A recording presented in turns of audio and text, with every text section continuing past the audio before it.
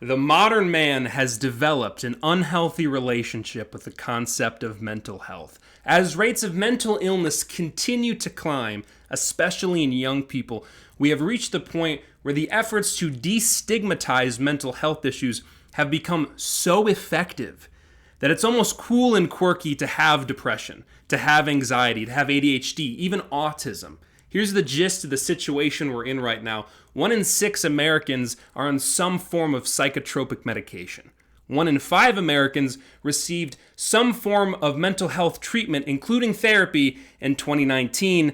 And since things have changed a lot since 2019, I think we can be pretty sure that things have gotten worse since then. In my opinion, the crown jewel, the greatest achievement of psychology is that less than 150 years after Sigmund Freud, who loved cocaine, by the way, began developing the foundations of psychoanalysis, according to the World Health Organization, 1 in 8 people in the entire world, which would be 1 billion people, have some sort of mental illness.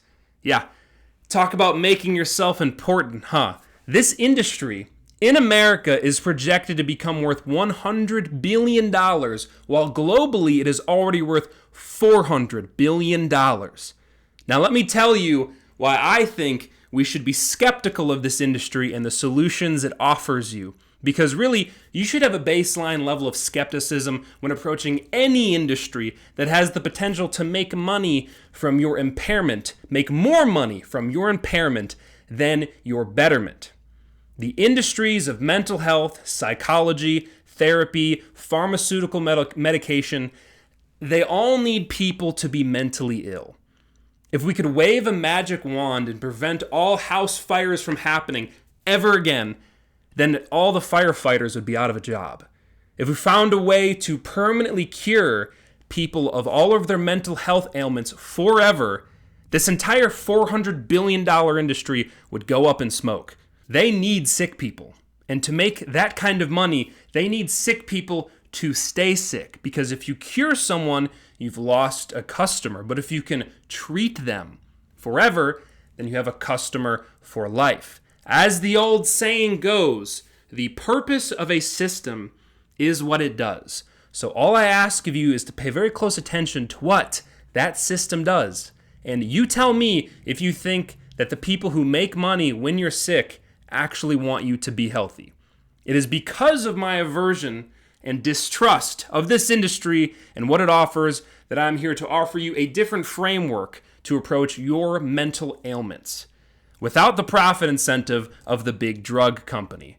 For the record, I have no piece of paper, but I talk to people, and I've seen how this industry treats people firsthand.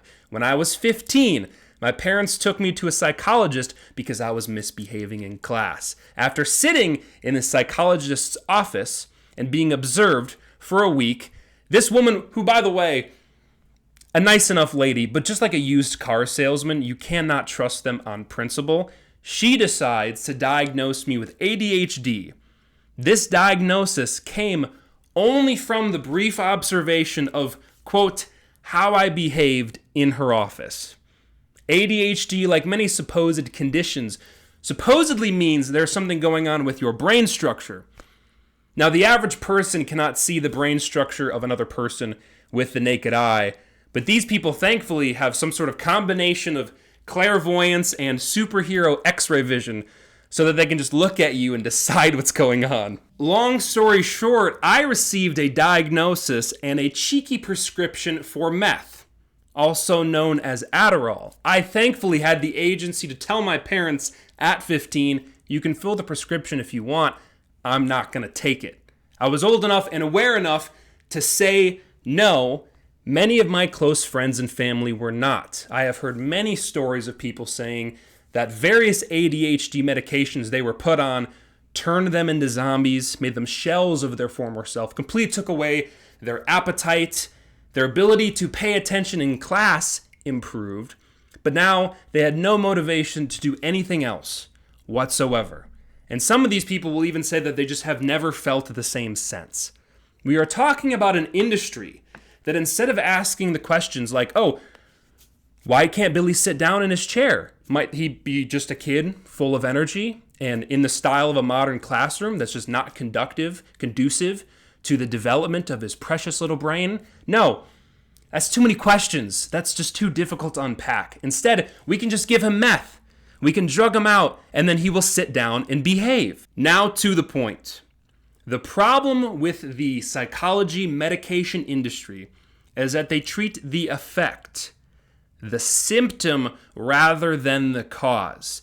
They see a mental state, whether it be depression, anxiety, ADHD, and instead of asking, why does this person feel and act this way? Instead of figuring out what factors have contributed and continue to contribute to their condition and addressing those upstream causes, they instead treat the downstream symptoms. This would be the equivalent of going to a mechanic and telling him, oh, my car is constantly running out of oil. And instead of finding and fixing the hole in your oil pan, they just keep selling you more oil. And I know I'm oversimplifying things here, but all you have to do is follow the money. You cannot assess the state of someone's mental health without assessing every other aspect of their life at the same time. Their living situation, their job, their relationships with other people, their relationships with substances, with food, with exercise. You cannot ignore these things because everything is connected. And my belief is that if all of these things are taken into account and changed and adjusted according to the person's needs, all of a sudden, medication is no longer necessary. Allow me to further illustrate. Think about it like this. Kids are not good at regulating their emotions. Sometimes a kid will throw a temper tantrum and be super disagreeable and moody. And if you try to ask them why they are behaving this way, they can't give you an answer. Or at least they can't give you the real answer because they are too little to understand what's going on in their little heads. They might say that they hate you and hate everything else, but in reality, they're just hungry.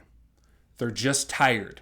Their immediate physical state of not having certain needs met, that being that they didn't have lunch and they missed a nap, throws everything off. Most people understand this about kids. What we can forget is that adults are just grown-up kids. This happens to be the exact same thing that happens to adults. What is happening to the tired and hungry kid that hates everything happens to us too. Usually we are better at handling our emotions, but often we are just as blind to the causes of our mental states while we are in them. If you are being honest with yourself, you can look back and probably remember a time when you were not in a good mood, when you were thinking, wow, this job sucks, this class sucks. Then you get out of that, eat some lunch, and you think, oh, that's better. This is a well-documented phenomenon. There was even a study done that showed that judges tend to give harsher and lighter sentences at various points during the day, giving those much harsher sentences before lunch as opposed to after lunch. Now, I saw an article trying to debunk this, but their only argument was that the data collected doesn't prove anything because correlation doesn't equal causation. But I don't care. It does when I want it to. All of this to say, whatever your current physical state is directly affects the mood that you are going to be in. If your physical state is off, your emotional state will be affected because your body and your brain are a part of the same thing. While working on this, I myself got to a point where I was super annoyed and I wasn't making any progress and I was just not having a good time. And then I realized I had gotten home and didn't eat dinner. This is the key concept that I am working with here.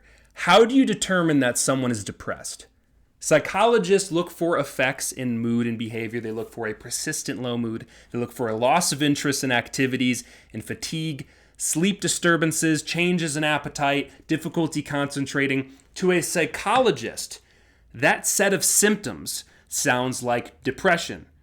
To me, that set of symptoms sounds like you hate your job. Maybe that you need to go for a walk. Now just think, if something like a missed meal can change your immediate emotional state, what might affect your longer-term emotional state? Well, everything. How much do you sleep? How well and how often do you eat? How often do you go outside and get sun? How often do you exercise? All of these things have a direct impact on your long-term emotional state. Maybe you don't have depression. Maybe you just hate your job. Does your depression go away when you're on vacation with friends? Does your anxiety go away when you get off of your screen and go outside? Does your ADHD go away when you're working on something that you actually care about? These are the questions that I simply would not trust a professional to ask, because these are not the questions that pay the bills for them. And these are certainly not the questions they asked me. If they had, they would have found an alternative solution to a 15-year-old me taking meth, which was that I needed a physical outlet. It just so happened that the next semester of school, I joined the swim team, and magically, all my behavioral problems disappeared. I didn't need drugs. I needed physical activity. Pay attention and think about any time in your life that you didn't feel good in, and then try to remember what changed that made you feel better again. I remember shortly after graduating high school, I didn't know what to do with myself. I had done maybe 3 months of community college before dropping out. Go Raiders. And then I just fell into a routine of pretty much doing nothing but going to the gym and going to work.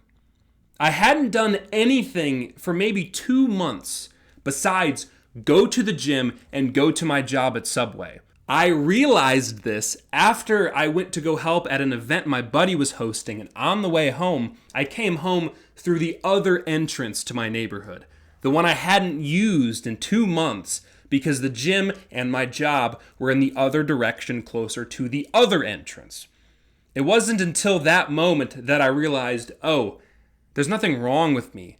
I just feel this way because all my friends are at college, I have no purpose, I have no direction, and I'm stuck at home working at Subway. Even as an adult, sometimes when you are in the throes of an emotional state, you often cannot see the obvious.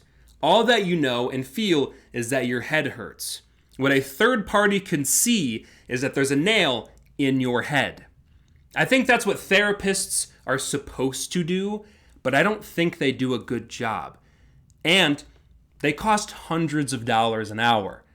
The psychology industry makes money when they sell therapy and drugs. No one makes money when you go outside. Nobody makes money when you go hang out with your friends. A medical professional cannot sell you a greater purpose, but they can sell you drugs. My belief is that mental illness, the mental illness that a psychologist sees, is a symptom, not the root cause. And if you were to take stock in a person's entire life and figure out why they feel the way that they do and corrected those things, they probably wouldn't need any medication. And how many depressed adults just hate their jobs and have no friends? How many kids with depression and anxiety and ADHD, you name it, have a terrible home life and don't go to bed on time and don't eat healthy food? That's one of the things that I've heard an honest psychologist say. The problem with child psychology is it's not the child that's the problem. It's the parents. But when you are a hammer, everything looks like a nail. When you are a psychologist superhero and your utility belt is full of nothing but medication, sorry, buddy, I know your household's abusive, but this brightly colored pill is going to make you feel better, okay? See, we know what causes these problems. We know that social isolation makes people lonely. We know that lack of fulfillment makes people depressed. We know that sticking high-energy kids in a classroom seat for 8 hours a day gives them attention issues. If you feel any of these emotional states, you need to ask yourself these questions, because you cannot trust a professional to ask them for you, because they are going to diagnose. And when you diagnose, you give someone a label. And I truly do not believe that slapping a label on someone's emotional state, no matter how chronic, has any real benefit to them. I don't believe that anyone really benefits from being told that they have depression, that you have an anxiety disorder, that you have an attention disorder. Because what that does is it asserts that the condition is a part of you. It is not something that you are experiencing. It is something that belongs to you. This is where we get the overindulgent acceptance of these conditions because it's quirky and cool to say, I have anxiety and I have depression. Oh, I'm sorry, that was my ADHD. You are claiming ownership of that which is ailing you. Instead, you should think about these things as they are, which is a temporary emotional state. They are fickle. They change like the weather. And yes, since we're talking about weather, your emotions, pay attention because they'll probably change with the weather. If you say instead, I am or have been feeling depressed, I feel anxious, then instead of it being something that is built into you, that you just have, now it's a state that is subject to change. If you feel anxious, ask yourself, what did I eat this morning? Did I sleep enough last night? Did I eat junk for breakfast? Why am I now feeling this way, and what can I do to stop feeling this way? When you think about it like that, then you have to do something about it instead of just sitting in the feeling. Because if we can be honest here, if we can take our irony glasses off for just a second, mental illness is not good. Mental illness is not cool. But I think sometimes people like having an illness. They like having a thing. They like to be able to tell themselves, oh, it's okay I didn't get anything done today. My depression was flaring up.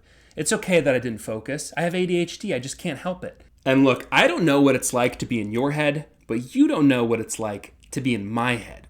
And there are probably some people whose mental states genuinely make it so that for them it is harder to do everything than it is for other people. But the brutal reality is, at the end of the day, nobody cares, and you still have to live. Let's say that all of these things are just as real and in the form that psychology would lead you to believe, and you have them. Now what? Are you just going to pout? No, but seriously, what if you have a structural imbalance in your brain? You don't make enough of such and such chemical. As a result, every single thing is just a little bit harder and a little bit less enjoyable for you than it is for everybody else. Now what? Are you just going to lie down and die? Is that how people will remember you? Oh, well, he was deep down, he was a really great person. He had all these great ideas and great qualities, but unfortunately, he had a chemical imbalance and everything was just a little bit harder for him, so he didn't do anything. Oh, but he had so much potential, but he didn't have the right brain chemicals, and that's okay. See, nobody knows, nor will they remember how hard something was for you. They will just remember what you did. You don't know how hard it was for me to make this video, nor should you care. You should not be expected to. You just like it or you don't. Your favorite artist, author, musician, inventor, businessman, you like them because of what they did, what they achieved. Once you like them for what they did, then if you know how they created what they did, what they went through, then you can develop a greater appreciation. Knowing that your favorite author, while writing your favorite book, he was dying of cancer or something, that does add to the creation, but only because they got there to the finish line and made the thing. Because you can see what they went through, you know that they are a real person just like you, but you only care because they finished it. They finished the thing. Otherwise, you wouldn't know or care. At the end of the day, you have to live. And I'm not here to give you medical advice. I'm certainly not qualified. And I'm not here to tell you to get off all of your medication. But whenever you feel a certain way, ask why. Because you need to. Because whatever life you have to live it. Because that's all you're going to get. medication. Just throw it away. Just throw it away.